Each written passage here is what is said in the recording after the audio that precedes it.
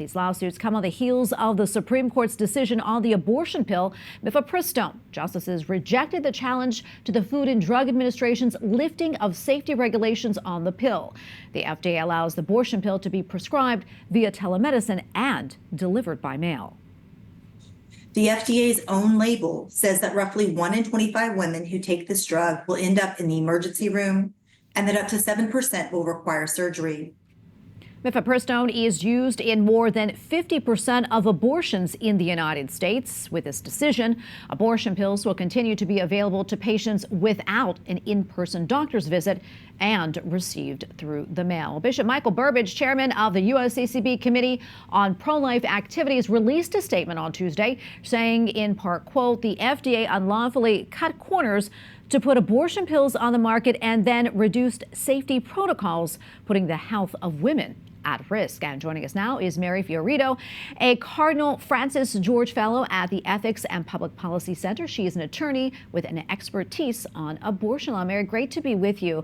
The justices ruled unanimously that the doctors do not have standing to bring the case because they don't prescribe or use Mifepristone. That said, where does the pro-life fight go from here when it comes to the abortion pill? Well, as you said, Tracy, it was a ruling on standing, which was unanimous. This is a legal principle that comes from Article 3 of the U.S. Constitution that requires that anyone who brings a case to federal court has to have a very specific and causal interest that the court can resolve on their behalf, because there's good public policy reason for this, of course, because we don't want people just willy-nilly being able to bring lawsuits in a federal court, tying up the court's time. So the plaintiffs themselves, those who are bringing the lawsuits, have to have a real vested and personal interest in the matter at hand.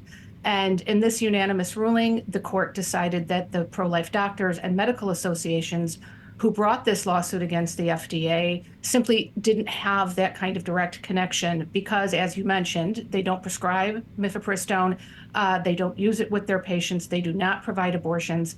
But that doesn't mean that other plaintiffs might not be able to bring a case back to the courts, but they'll just have to do it with different plaintiffs. Yeah, Mary, as you know, the loosening of the FDA's safety requirements wasn't addressed in this case. Your thoughts? Not at all. Yeah, no. and I want to get your thoughts on that. And do you think that that should be the focus of a new challenge against the pill? Oh, absolutely. These are very dangerous drugs. And when you look at them in the context of how they are used and prescribed in the United States right now, no in-person doctor visits, they can be sent through the mail. I mean, the potential for harm to pregnant women is really significant. I mean, one example would be an ectopic pregnancy. If a woman is not screened to make certain she doesn't have an ectopic pregnancy, she could die if she takes Mifepristone. And women are taking these pills in their homes, in their dormitory rooms, where they may not have immediate access to emergency care if they need it. So it is something that has to be addressed. I think the FDA was incredibly reckless, loosening the very reasonable restrictions that were placed on the pill when it was initially approved in the year 2000. And, something has to be done, but, we have to play by the rules as well. They have to be plaintiffs that have the standing to bring the lawsuit to the court so that the court can look at it and address it in the proper way. Yeah, Mary Ann, in the court's opinion, there was a mention about the rights of doctors to object to abortion, and there are exceptions from providing abortions in emergency settings, the subject of another pending case that's before the Supreme Court this term. Do you think this could be maybe a foreshadow of things to come at the court? Oh, it's kind of hard to read the tea leaves. The other case that you're referring to is the EMTALA case, which has to do with emergency medical treatment when a pregnant woman presents in an emergency room. Does a doctor who treats her have to provide an abortion for her if she wants one? It's a little more complicated legally. But I'm not sure that this particular case, because the court was so specific and narrow in its ruling, making it very clear they were not reaching the merits of the case. They were not speaking about the FDA's actions in any way. They were simply, saying you were the wrong people to bring this case.